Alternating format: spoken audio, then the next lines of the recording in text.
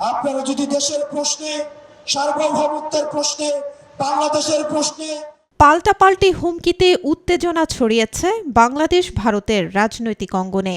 বাংলাদেশ জাতীয় নাগরিক পার্টির দক্ষিণাঞ্চলের মুখ্য সংগঠক হাসনাত আব্দুল্লাহর ভারতকে বিচ্ছিন্ন করার হুমকিকে ঘিরে সৃষ্টি হয়েছে এই উত্তেজনা।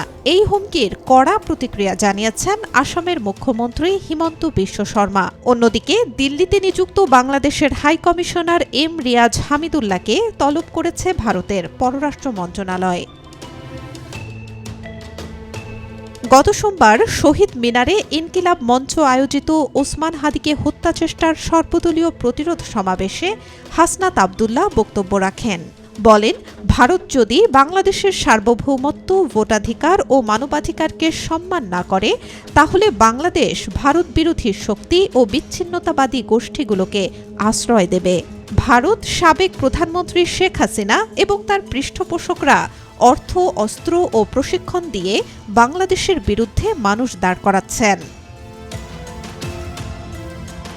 তিনি আরও বলেন, স্বাধীনতার ৫৪ বছর পরও শকুনদের হাত থেকে মুক্তির জন্য আন্দোলন করতে হচ্ছে বাংলার মানুষকে।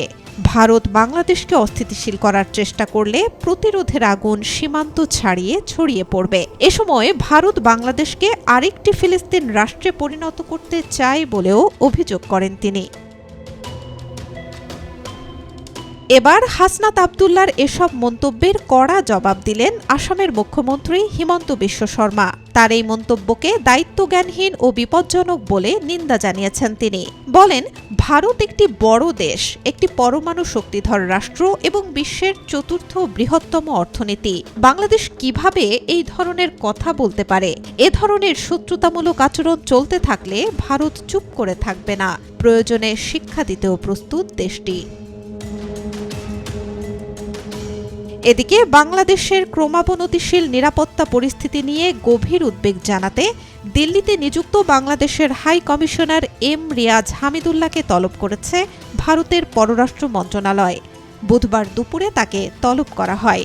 এক বিজ্ঞপ্তিতে মন্ত্রণালয় জানায়, বাংলাদেশের সাম্প্রতিক কয়েকটি ঘটনাকে কেন্দ্র করে চরমপন্থী মহল যে ভুয়া বয়ান তৈরি করছে, ভারত তা সম্পূর্ণভাবে প্রত্যাখ্যান করে।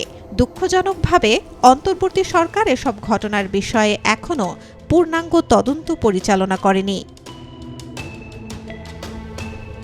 মুক্তিযুদ্ধ থেকে এই পর্যন্ত বাংলাদেশের সঙ্গে ভারতের বন্ধুত্বপূর্ণ সম্পর্কের কথা উল্লেখ করে বাংলাদেশে অবস্থিত বিভিন্ন মিশন ও পোস্টের নিরাপত্তা নিশ্চিত করতে অন্তর্বর্তী সরকারকে আহ্বান জানানো হয়। অরুণাচল, আসাম, মণিপুর, মেঘালয়, মিজোরাম, নাগাল্যান্ড ও ত্রিপুরা নিয়ে ভারতের উত্তর পূর্বাঞ্চল গঠিত।